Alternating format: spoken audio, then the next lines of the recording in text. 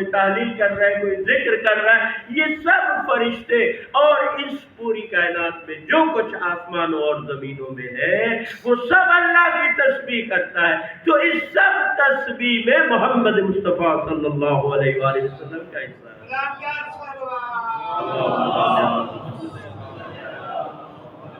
مقام دیکھیں، اس کے یعنی اتنا مقام جو ہے وہ خداوند متعال کی بارگاہ میں بلند ہے. تو بس اتنا ہم سمجھ لیتے ہیں کہ ایک انسان اور مخلوق کے لیے جو اس خالق کے لیے نزدیک ترین مقام ہو سکتا ہے، اس مقام پر فائز محمد مصطفیٰ صلی اللہ علیہ وسلم. ٹھیک ہے، قاب قوسین او ادنیٰ.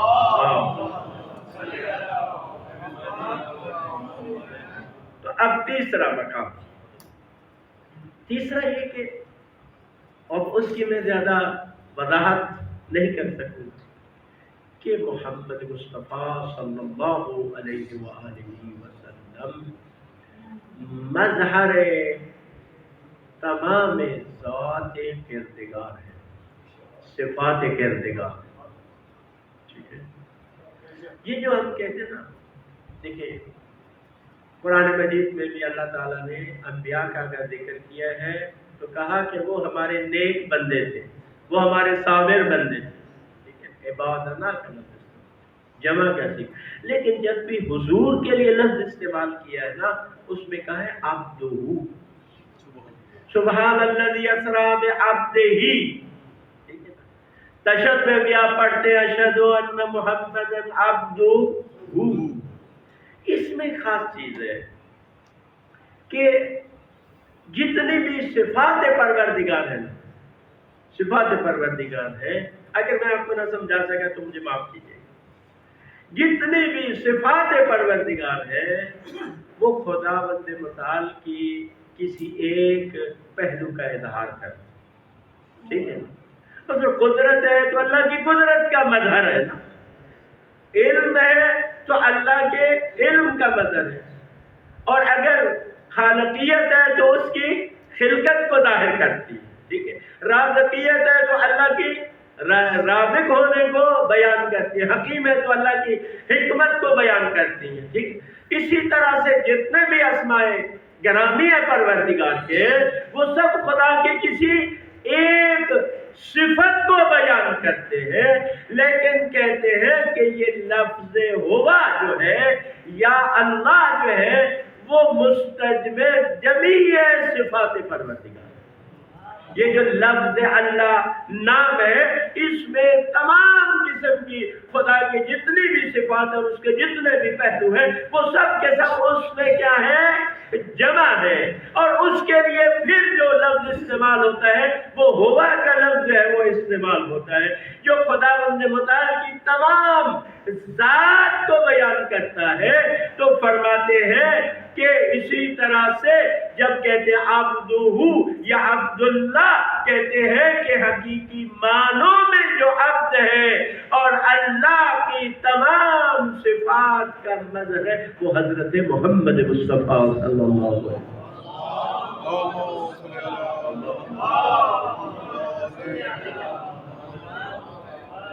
اللہ کی رحمت، اللہ رحیم ہے. تو اب آپ دیکھیں یہ تو کوئی حدیث بھی نہیں ہے نا، وما ارسلناک الا رحمۃ للعالمین. ٹھیک ہے نا، کہ اللہ کی رحمت کا مظہر حضرت محمد مصطفیٰ کی.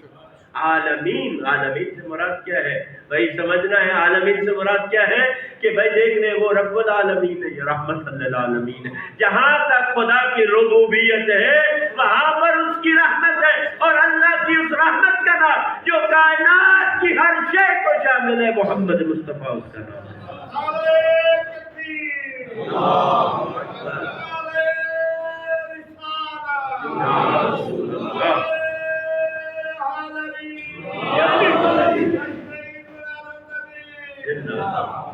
بس میں ایک جو حضور پاک کہنا کہ وہ اللہ نے اتنی تکریم کی ہے، اتنا احترام دیا اپنے حبیب کو، سارا قرآن جو ہے سے بڑا پڑا ہے.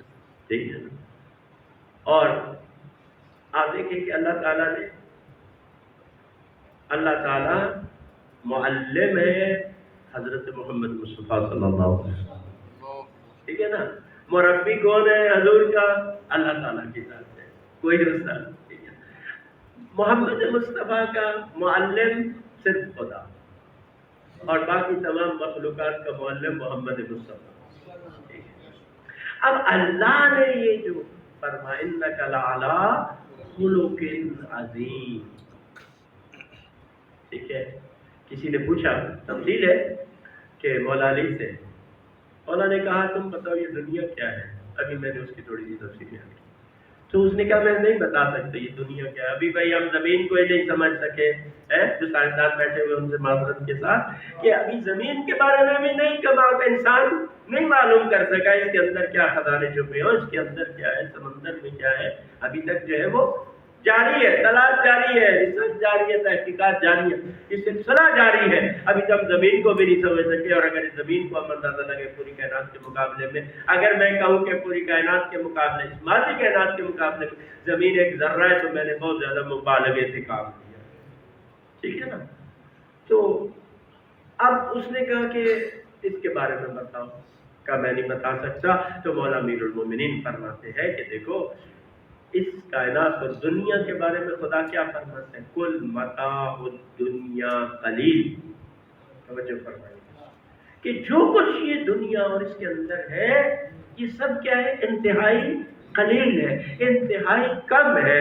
تو اب امیر المومنین فرماتے ہیں کہ جس کے بارے میں اللہ کہہ رہا ہے انتہائی قلیل ہے تو اس کو نہیں بیان کر سکتا.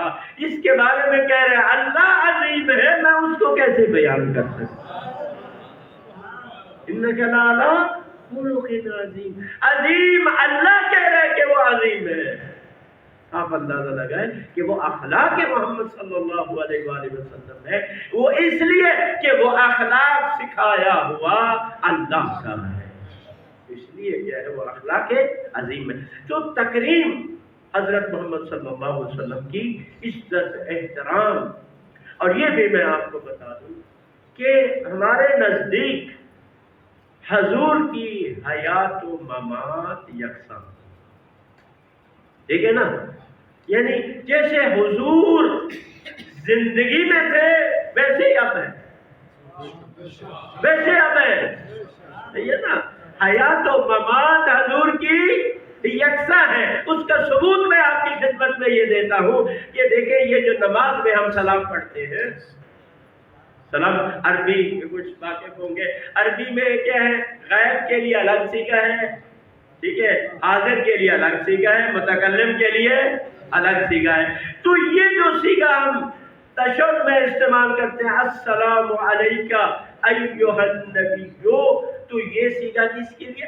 مخاطب کے لیے ہے. مخاطب کون ہو؟ تو جو سامنے موجود ہو، اسی کو انسان جو ہے وہ کیا ہے؟ مخاطب قرار دیتا ہے. اس کے لیے کہتا ہے علیکہ. جیسے ہم ایک دوسرے کا السلام علیکہ، السلام علیکم، تو مخاطب سامنے ہوتا ہے تو ہم اس کو سلام کرتے ہیں. تو اب دیکھیں السلام علیکہ مخاطب کا صیغہ ہے، آپ پر سلام ہو اے نبی مکرم. تو اس کا مطلب ہے کہ نبی کریم صلی اللہ علیہ وآلہ وسلم آپ کے مخاطب ہے، حاضر ہے، زندہ ہے. یہ تو آپ ان کو سلام محمد وعلی محمد صلوات.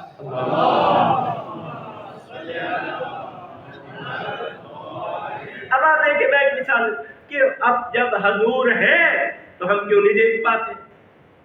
ٹھیک ہے.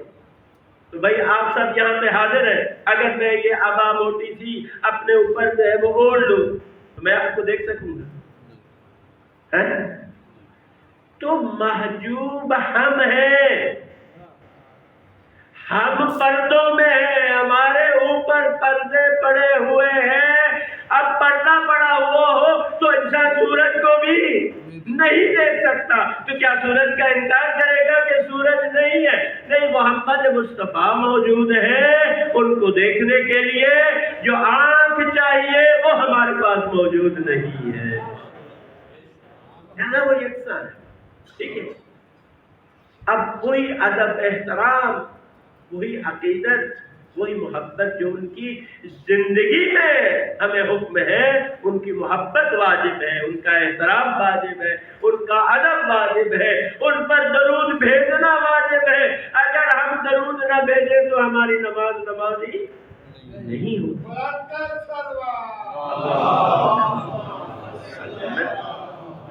میرا وقت زیادہ ہو گیا، میں آپ کو زیادہ ہوں۔ اب دیکھیں کہ پیغمبر صلی اللہ علیہ وآلہ وسلم کی تجلیل، تعظیم، تکریم، احترام کیا ہے، ان کی زندگی کے بعد بھی ہے، اور اس کا ایک اظہار ان پر صلوات بھیجنا ہے۔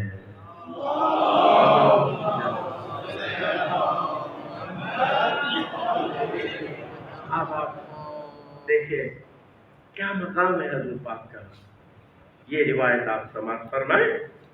امام صادق علیہ السلام نے فرمایا اذا ذکر النبی صلی اللہ علیہ وآلہ وسلم فاکثر الصلاۃ علیہ، تو زیادہ سے زیادہ ان پر صلوات بھیج۔ جب بھی نبی اکرم کا ذکر آئے تو زیادہ سے زیادہ صلوات بھیجا کرو ان کے اوپر۔ فرمایا کیوں؟ فَإِنَّهُ مَنْ صَلَّ عَلَى النَّبِيِّ صَلَاةً وَاحِدَةً، اگر کوئی بندہ ایک مرتبہ ان پر درود بھیجتا ہے، توجہ چاہتا ہوں آپ سامعین کی، تو امام صادق علیہ السلام فرماتے ہیں کہ صلی اللہ علیہ الف صلاۃ فی الف صف من الملائکۃ، کہ اگر کوئی بندہ ایک مرتبہ حضور پر درود بھیجتا ہے تو اللہ تعالی ملائکہ کی 1000 صف کے ساتھ اس بندے پر 1000 مرتبہ درود بھیجتا ہے۔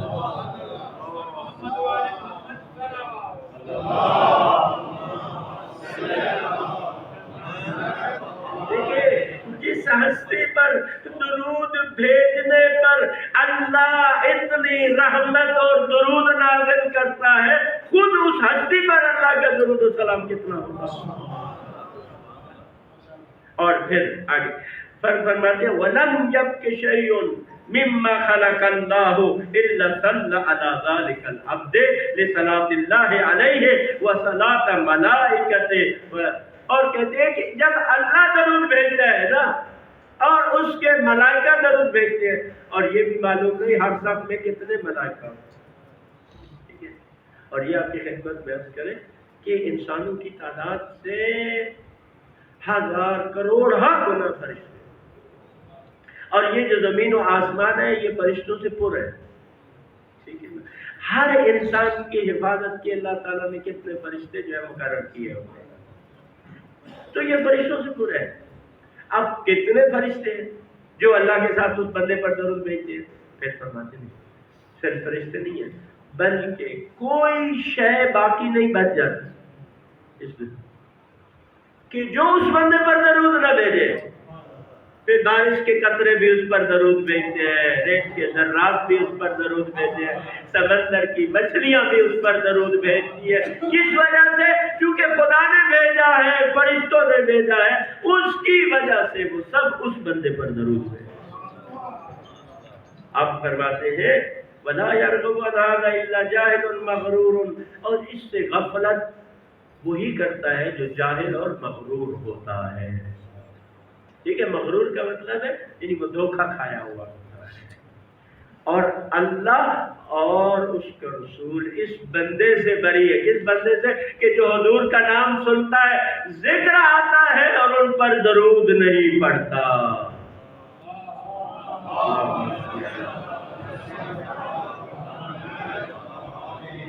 بس محبوب کی باتیں ہو تو انسان کا دل نہیں چاہتا ہے، نہ سنتے ہوئے کوئی تھکتا ہے، نہ بیان کرتے ہوئے کوئی تھکتا ہے، چونکہ جس سے محبت ہوتی ہے نا اس کی ہر شے سے انسان کو محبت ہوتی ہے۔ بس آخری نقطہ بیان کروں اور آپ کی زحمت کو تمام کروں، اور وہ یہ ہے کہ توحید پر ایمان کا تقاضا یہ ہے کہ انسان صرف اور صرف اللہ سے محبت کرے، محبت صرف خدا سے، صرف خدا سے، ٹھیک ہے۔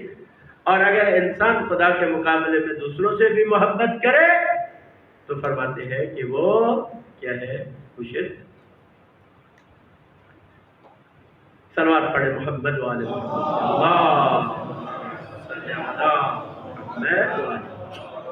تو اب محبت خدا، لیکن اللہ نے اپنی محبت کا محور و مرکز جس ہستی کو قرار دیا ہے وہ محمد مصطفیٰ کی ذات ہے۔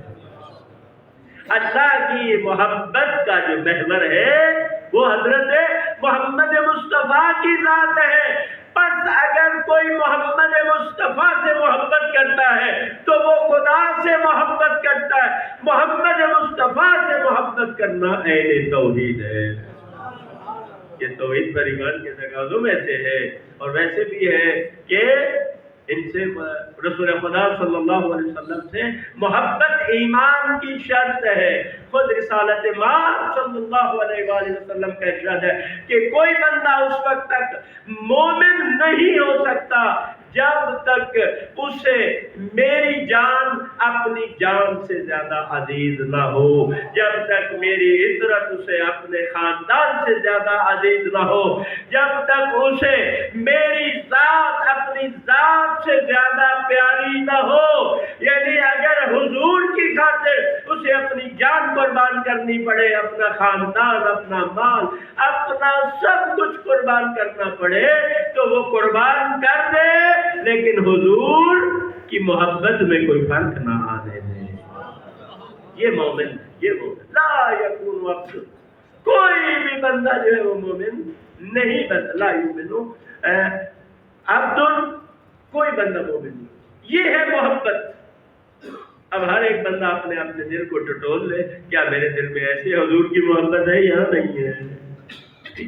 اب اللہ نے کیا فرمایا؟ ان کنتم تحبون اللہ فاتبعونی یحببکم اللہ، کہ اگر تم اللہ سے محبت کرتے ہو، ان کو کہہ دو کہ اگر تم اللہ سے محبت کرتے ہو تو میری اتباع کرو، اللہ تم سے محبت کرے گا۔ تو کیا اگر چاہتے ہیں ہم کہ اللہ ہم سے محبت کرے یا ہم اللہ کے محب ہو تو راستہ کیا؟ حضور پاک سے محبت اور ان کی اتباع۔ مولا امیر المومنین علی ابن ابی طالب علیہ السلام اس آیت کے ذیل میں ایک واقعہ بیان کرتے ہیں۔ کہتے ہیں کہ ایک انصاری تھا، ایک دن وہ حضور صلی اللہ علیہ وآلہ وسلم کی خدمت میں آیا اور آ کر کہنے لگا یا رسول اللہ، وہ یہ کہ میں آپ سے محبت کرتا ہوں، آپ کو چاہتا ہوں، آپ کی جدائی اور آپ کا فراق میرے لیے قابل برداشت نہیں، ٹھیک ہے، میں اسے تحمل نہیں کر سکتا، برداشت نہیں کر سکتا۔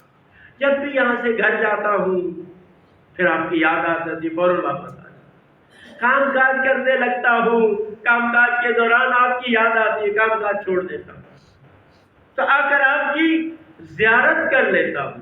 یا رسول اللہ، ابھی میں اس بات پر پریشان ہوں کہ جب ہم مر جائیں گے اور آپ قیامت کے دن اعلیٰ علیین میں ہوں گے، آپ کے مقامات تو بہت بلند ہوں گے، اس وقت میں کیا کروں گا؟ اور یا رسول اللہ، یہ صرف اس لیے میں آپ سے محبت کرتا ہوں، ایسی محبت کہ انسان کسی کی جدائی کو برداشت نہ کر سکے، ایسی محبت اہل بیت اور رسول سے ہونی چاہیے، ٹھیک ہے؟ تو یہ انسان ان کے بغیر زندگی کا تصور نہ ہو کہ ہم نہیں جی سکتے، تو اس وقت پھر مولا امیر المومنین فرماتے ہیں جب اس نے آ کے حضور پاک کی خدمت میں اپنی پریشانی بیان کی تو اس کے بعد قرآن کی جو ہے یہ آیت جو ہے وہ اس وقت نازل ہوئی جس میں اللہ تعالیٰ نے ارشاد فرمایا کہ وَمَن يُطِعِ اللَّهَ وَالرَّسُولَ فَأُولَٰئِكَ مَعَ الَّذِينَ أَنْعَمَ اللَّهُ عَلَيْهِمْ من النبیین والصدیقین والشہداء والصالحین وحسن اولئک رفیقا، کہ جو اللہ کی اطاعت کرے گا اور اس کے رسول کی اطاعت کرے گا، پس یہ لوگ ان کے ہمراہ ہوں گے جن پر اللہ نے انعامات کیے ہیں۔ وہ کون ہیں؟ وہ انبیاء ہیں، وہ صدیقین ہیں، وہ شہداء ہیں، وہ صالحین ہیں، اور یہ کتنا ہی اچھا ساتھ ہے۔ وَحَسُنَ أُولَٰئِكَ رَفِیقًا، یعنی یہ حضور نے بتایا کہ اللہ یہ کہہ رہا ہے کہ تم کیا ہوگے؟ حضور صلی اللہ علیہ وسلم کے ساتھ ہوگے۔ مقامات میں ساتھ نہیں ہوگا، لیکن حضور سے جدا بھی نہیں ہوگا، اور اس کا راستہ بھی بتا دیا کہ یہ اس مقام تک پہنچنے کا راستہ کیا اللہ اور اس کے رسول کی اطاعت ہے۔ اطاعت ایک ہی ہے، اور رسول کی اطاعت بھی اللہ کی ہی اطاعت ہے، اور اللہ نے فرما دیا کہ میری اطاعت کیا ہے؟ رسول کی اطاعت۔ رسول کی اطاعت ہی اللہ کی اطاعت ایک ہی ہے، وہی اللہ کی اطاعت بھی ہے اور وہی رسول کی اطاعت بھی ہے۔ تو دیکھیں کہ اگر محبت ہو انسان کو اہل بیت علیہ السلام کے ساتھ، تو اہل بیت فرماتے ہیں کہ جہاں ہم ہوں گے وہ جو مومن ہم سے محبت کرنے والا ہے وہ بھی وہیں پر ہوگا۔ حتیٰ مولا فرماتے ہیں اگر کوئی پتھر سے بھی محبت کرے گا نا، اللہ اسے پتھر کے ساتھ معاشور کرے۔ ٹھیک ہے، اب ہمیں کیا کرنا چاہیے؟ ہمیں جو ہے نا یہ اپنی دنیاوی چیزوں سے محبت چھوڑ کر ان سے خالص کر کے خالص صرف اور صرف محمد و آل محمد علیہ السلام سے محبت کرنی چاہیے۔ دیکھیے جو محب ہے نا، محب، اب کئی واقعات ہیں، صرف ایک چھوٹا سا، سید عبد الکریم ایک سید گزرے ہیں کوئی 80 سال 100 سال پہلے، تہران کے ساتھ ایک رے ہے، وہ تو آپ سب کو پتہ ہے، شہر رے، ہاں یہ سب کو پتہ ہے۔ اس وقت رے ایک بڑی حکومت تھی جس کے لالچ میں عمر ابن سعد نے وہ سارا یہ ماجرا کیا، تو شہر رے ایران کی سطح بھی بالکل اس کا ایک پارٹ بن گیا ہے، اس میں رہتا تھا۔ اگر جو آپ سب لوگ ہیں، آپ گوگل پہ سرچ کریں سید عبد الکریم کشاف، اس پہ اس کے واقعات جو آپ کو مل جائیں گے۔ تو وہ کافی اس کے واقعات، وہ امام زمان علیہ السلام کا عاشق تھا، محبت کرتا تھا۔ امام زمان علیہ السلام ہفتے میں ایک مرتبہ اس سے ملنے کے لیے آتے تھے۔ امام زمان علیہ السلام اس سے ملنے کے لیے آتے تھے، تو اس میں کہ ایک مرتبہ امام زمان علیہ السلام نے اس سے پوچھا کہ اے سید عبد الکریم، اگر میں ایک ہفتے آپ سے نہ ملوں تو آپ کا کیا ہوگا؟ تو وہ کہتے ہیں مولا میں مر جاؤں، ایک ہفتہ میں آپ کی زیارت نہ کروں، آپ سے ملاقات نہ کروں، یہ میرے لیے قابل برداشت نہیں ہے، میں مر جاؤں گا۔ امام نے کہا ایسا ہی ہے، امام نے تصدیق کی، ایسا ہی ہے، اگر ایسا نہ ہوتا تو میں ہر ہفتے تیرے پاس نہ آتا۔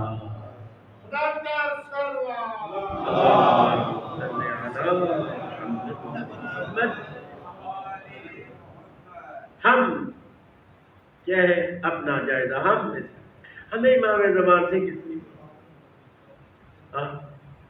ہمارے دل میں کتنی تڑپ ہے، ہم اپنے آقا کی کتنی چاہتے کہ خدائے اس کا دیدار ہمیں نصیب، ایک جھلک ہمیں امام زمان